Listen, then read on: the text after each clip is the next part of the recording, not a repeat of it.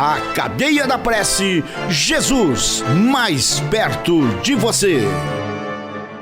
Capítulo 7 de Lucas, a partir do verso 11, nós temos um relato aqui do primeiro milagre de ressurreição, de volta dos mortos que Jesus operou.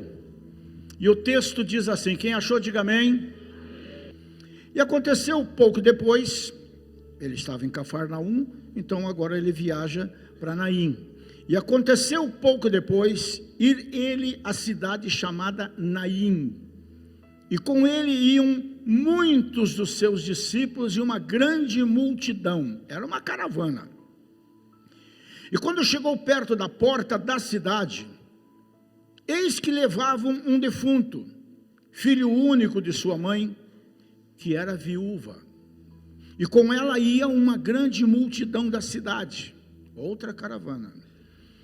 E vendo-a, o Senhor moveu-se de íntima compaixão por ela e disse-lhe: não chores. E chegando-se, tocou o caixão, e os que levavam pararam, e disse: jovem, eu te digo, levanta-te. E o defunto assentou-se, começou a falar, e então entregou-o à sua mãe. Amém? Eu fico imaginando a vida dessa mulher. Eu fico imaginando uma mulher como tantas outras, que nasceu, cresceu, ficou mocinha, e naquela cultura, ela deveria casar-se não tarde, e ter muitos filhos, que era a cultura, como ainda é em muitos países. E essa moça, então, teve a felicidade de encontrar um bom homem, e com ela teve um filho, e com ele teve um filho. Mas o marido morreu, em que tempo eu não sei. Eu só sei que naquela cultura, ela agora dependia 200% do filho para sobreviver, para viver, porque não tinha um provedor. E o seu filho assumia a condição não apenas de filho, mas de provedor também. Mas quando esse filho já era um rapazinho, de repente, por que motivo também não sei, mas certamente alguma doença, esse filho veio a falecer, e junto com a morte dele, desmoronou totalmente os sonhos, as esperanças, a alegria, a segurança. O mundo dessa mulher morria junto com o seu filho. Então aquele sonho de, apesar de não ter um marido, poder ter um filho que traria uma nora para dentro de casa, e com essa nora, netos, e ainda que demorasse, toda a alegria voltaria ao coração dela. Mas esse sonho foi interrompido já no meio do caminho, e deixou essa mulher simplesmente com uma missão: de enterrar no cemitério os seus sonhos dentro de um esquife, dentro de um caixão. E este texto sagrado revela um momento sublime, extraordinário no ministério de Jesus, e que deve ter alterado a fama dele por toda a Judéia, Galiléia, Samaria, por todas as regiões no entorno da Palestina naquele tempo, porque ele ressuscitou o filho desta viúva na pequena cidade de Naim. E o texto mostra Jesus encontrando um cortejo fúnebre, como eu disse, uma caravana. Mas era uma caravana em que o filho daquela pobre viúva estava indo para ser enterrado no cemitério dessa cidade de Naim. Portanto, era uma caravana de morte, era uma caravana de tristeza.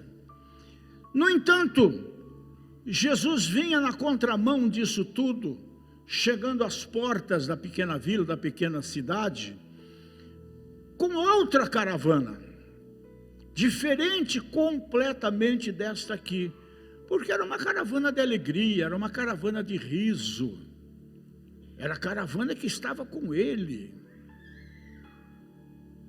era a caravana da vida. E Jesus então, sem a menor cerimônia, eles saindo, eles entrando, Jesus simplesmente vê aquela mulher chorando, ele para aquele cortejo, aquele velório, e sem mais cerimônia, cancela o enterro daquele rapaz, ressuscitando dos mortos, ao olhar para o caixão e dizer: moço, a ti te digo, levanta-te. E a palavra que nós lemos aqui nos diz que o defunto assentou-se e começou a falar. Fico imaginando o que aconteceu naquele lugar, porque foi a primeira ressurreição de Jesus. Eles ouviam falar de Eliseu lá no passado, mas agora, depois de séculos, eles estavam vendo com seus próprios olhos a coisa acontecer. E num momento assim muito delicado da vida de alguém, como sempre é delicado na vida, principalmente de uma mãe e também de um pai, evidentemente, enterrar um filho, porque é totalmente contra a natureza do normal, né? E essa viúva estava sofrendo 2 vezes. Como eu disse, já tinha perdido seu marido, já tinha passado por essa angústia, essa tristeza de acompanhar um caixão até a sepultura, e agora tinha acabado de perder o filho. E para ser bem franco, é o nosso tema dessa noite, Jesus, o ressuscitador dos sonhos, e eu acho que muito apropriado para esse início de cruzada, porque nós vamos ressuscitar não apenas alguns sonhos nossos, mas os sonhos de muita gente em nome de Jesus. Amém? Nós temos que crer na nossa intercessão, nós temos que acreditar na nossa oração, nós temos que acreditar que nós podemos ressuscitar muitos sonhos, embora não vá ser fácil. Nós vamos ressuscitar muitos sonhos, começando pelos nossos, nesses 5 meses que nós vamos estar aqui juntos. Ali o próprio sonho daquela mulher estava para ser enterrado, mas esse Jesus que eu estou falando, ressuscitador de sonhos, chegou na hora certa para ressuscitar os sonhos daquela mulher, porque verdadeiramente, olhando para as Escrituras e para o nosso dia a dia, principalmente para aqueles que entendem um mínimo do que é aliançar-se com Deus, que é o que nós vamos fazer aqui nessa noite, Ele é poderoso para ressuscitar todo e qualquer sonho que é colocado diante dEle. Então, gente, Jesus chega na hora certa. Ele diz para aquela mulher o que muita gente tinha dito: não chore. Mas, gente, conversa, né? Todos aqui já perderam alguém. Se não perderam, vão perder, ou alguém vai perder você. Isso é matemático, não é? E nessa hora, o não chores, por meras palavras, chega até a irritar o enlutado. Porque você sabe que muitas vezes soa, pode até ser sincero, mas soa vazio. Mas Jesus tinha esse poder. E eu tenho certeza, porque o texto diz isso, Ele olhou para aquela mulher de uma forma diferente do que nós olhamos um enlutado. Ele não olhou com pena, como a gente costuma dizer. Nem sei por que usam essa palavra, pena. Precisa investigar isso, né? Onde começou essa coisa. Ele não olhou ela com dozinha, como a gente diz. Ele a olhou com compaixão. Você sabe o significado da palavra compaixão? É sofrer junto. Compaixão é sofrer junto. E ela percebeu claramente nas palavras daquele homem. Imagine vocês, gente. Tenta só imaginar você. Quantas vezes nós olhamos as passagens e lemos as palavras de Jesus na Bíblia e isso nos toca. Agora imagine o próprio Senhor Jesus com aquele tom de voz peculiar dele, dizendo não à mente, não aos ouvidos daquela mulher, mas à sua alma, ao seu coração, falando a sua dor: não chores. E imediatamente mostrando o porquê que ele disse não chore. Não chore mais, porque não vai haver mais motivo para choro. Moço, olhando para dentro do caixão: moço, a ti te digo, levanta-te. E por mais inverossímil que pareça a história, o rapaz levantou-se, falou, o coração daquela mulher se encheu de alegria e correu em direção ao caixão, e muita gente com certeza correu ao contrário, correu do caixão, porque nunca tinha visto algum defunto ressuscitar, não é certo? Mas não vem ao caso isso aqui agora, né? Então, Cristo realmente é o ressuscitador dos sonhos. E esta frase é a que vai nos embalar, vai embalar a nossa esperança nesses 5 meses.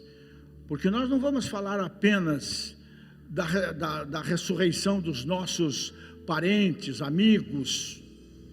Nós vamos falar de ressurreição dos sonhos de um modo geral. Só Jesus tem poder para ressuscitar.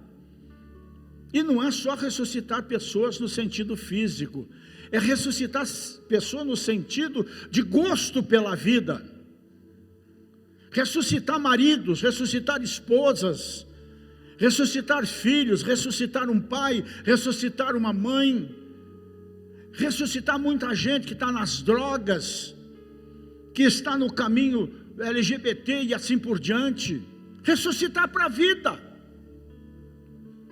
Nós vamos ressuscitar pessoas, arrancando-as da morte, das drogas, principalmente essa nova que está aí, que é um terror, a tal da K9, né? A droga zumbi que eles chamam, está causando um estrago tão grande. Isso é para matar mesmo. Estão no caminho da morte, mas nós vamos ressuscitar filhos, nós vamos ressuscitar sobrinhos, primos, nós vamos ressuscitar em nome de Jesus maridos que estão se desencaminhando, como atendi uma moça, puxa vida, deu uma pena de ver um casal tão bonito, e ele, por algum motivo, enveredou por esse caminho e está desmoronando tudo, e o desespero bateu a porta daquela mulher, que já está se sentindo com a mão na alça do caixão, mas em nome de Jesus, nesses 5 meses, custe o que custar, nós vamos largar da alça do caixão por uma razão muito simples: não vai ter mais ninguém morto lá dentro. Amém?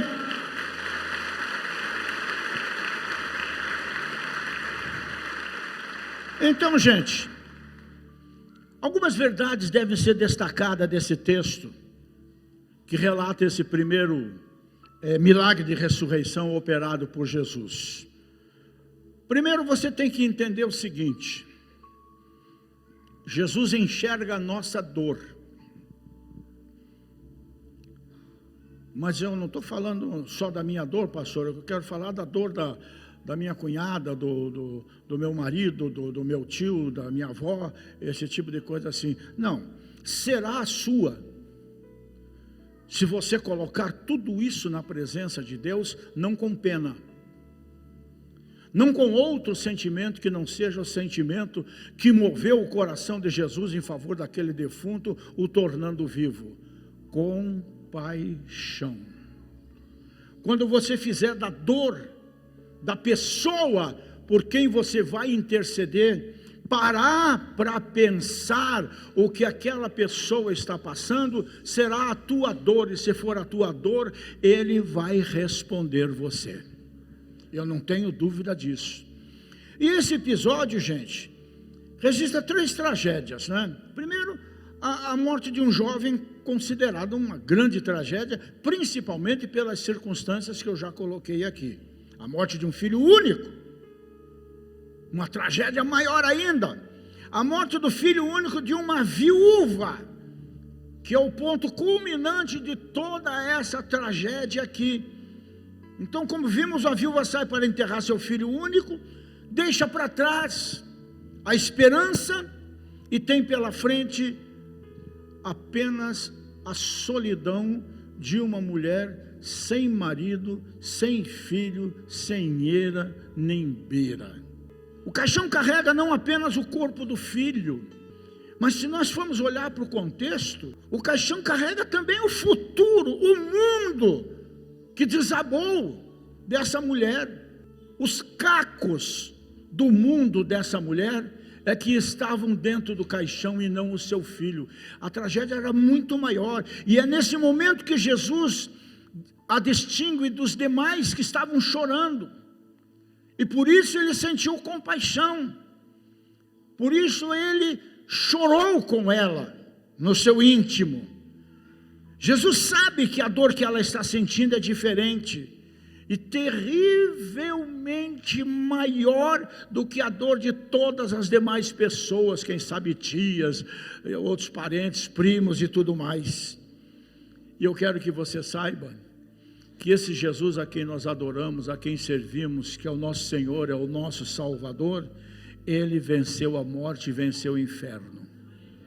Jesus ainda hoje, ainda agora, Ele vê a nossa dor, quando nós nos colocamos sinceramente, rasgando o coração na presença dEle. Perto está o Senhor daqueles que têm o seu coração altivo, arrogante, orgulhoso. É isso que está escrito? Revoltado, se sentindo coitadinho? Não. Perto está o Senhor daqueles que têm o coração quebrantado, contrito, que mesmo sofrendo, se aproximam dele na esperança de que algo de maravilhoso venha a acontecer. Segundo, Jesus se compadece de nós na nossa aflição. Eu não sei você, mas eu estou há 53 anos em Jesus e já tive momentos muito angustiantes na minha vida, que honestamente falando, em outros tempos que eu não tinha Jesus, eu não sei se eu suportaria, eu não sei se eu me comportaria da maneira que eu me comportei de 53 anos para cá, nos momentos de perda, de dor, de frustração, de punhal nas costas, de ingratidão.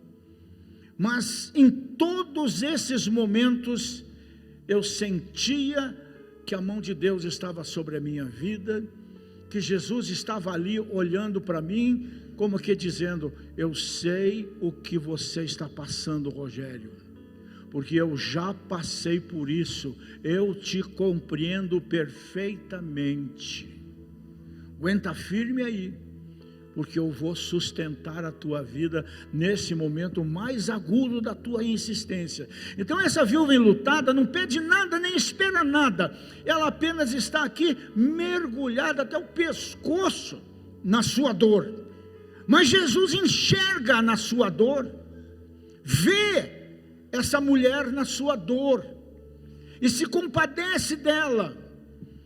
E eu quero que você entenda isso, que aquele a quem nós servimos está vivo, gente.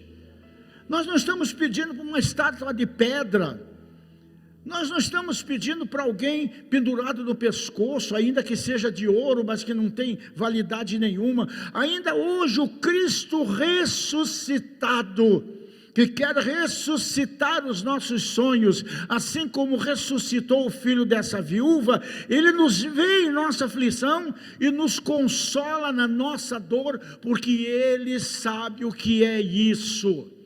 Não é um Deus distante, ausente, incompreensível. Não, ele sabe o que estamos passando, ele conhece a nossa realidade, ele se identifica conosco no nosso sofrimento.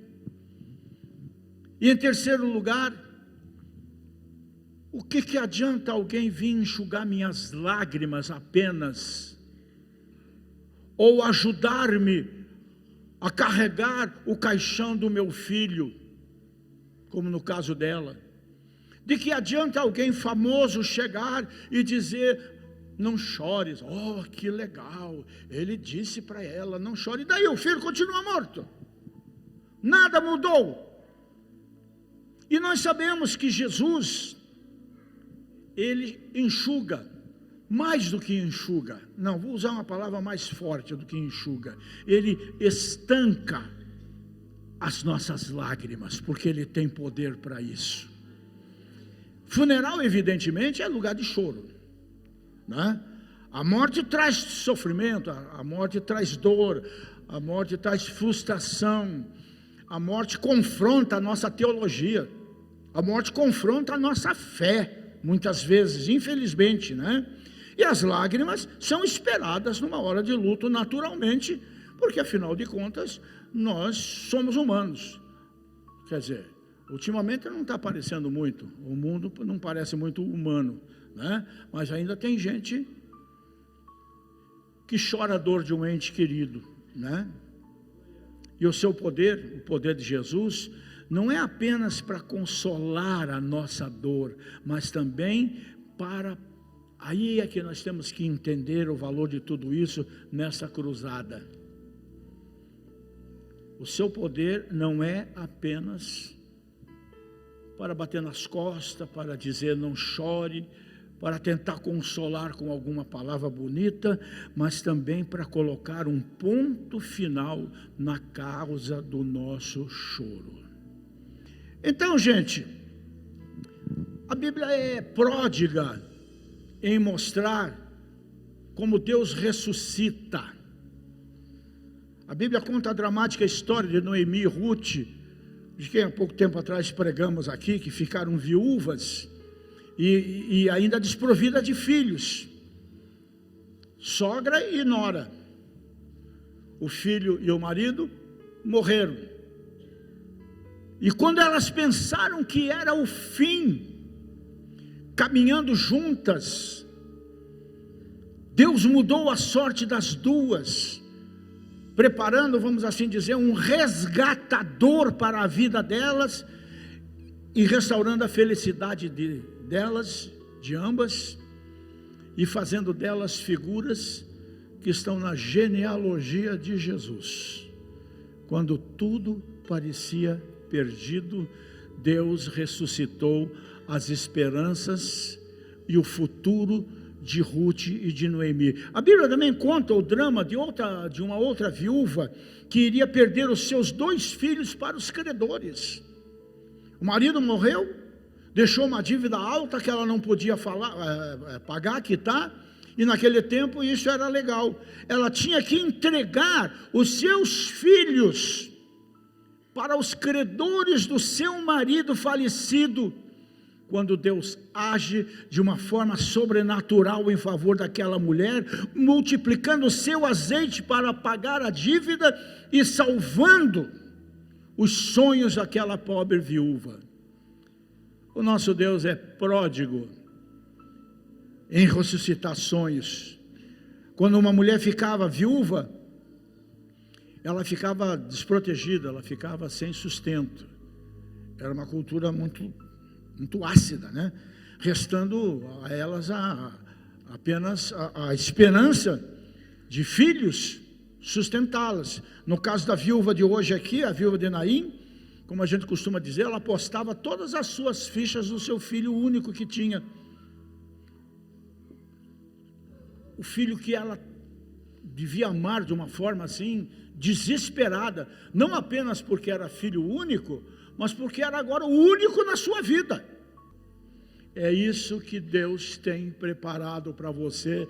Primeiro, se você puder crer, e segundo, se você puder ser fiel ao teu propósito.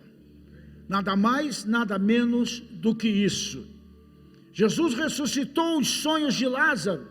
Jesus ressuscitou os sonhos de Marta e de Maria. Jesus não deixou sepultar os sonhos que a viúva de Naim depositava no seu filho. Parou o enterro. Jesus quer parar o enterro na vida de alguém ou na tua própria vida e dizer para você: não baixe a cabeça, não morra antes do tempo, eu te dou vida e vida com abundância. Amém? Receba pela fé, receba vida nova, receba vida nova para os seus sonhos, receba vida nova para os seus projetos, receba vida nova para o seu casamento, para os seus relacionamentos, receba vida nova para a sua vida financeira, profissional. Receba vida, e como eu disse, vida com abundância. O filho da viúva de Naim poderia até se expressar dizendo as palavras de Jó: Deus livrou a minha vida de ir para a cova, e a minha vida agora verá a luz. Ele podia se expressar assim, como nós podemos nos expressar a partir de hoje, mas volto a repetir, olha para mim, não vai ser fácil. Não desista. Quanto mais resistência do lado de lá, maior o milagre, maior a ressurreição. Então, meu irmão, minha irmã, não tema, crê somente.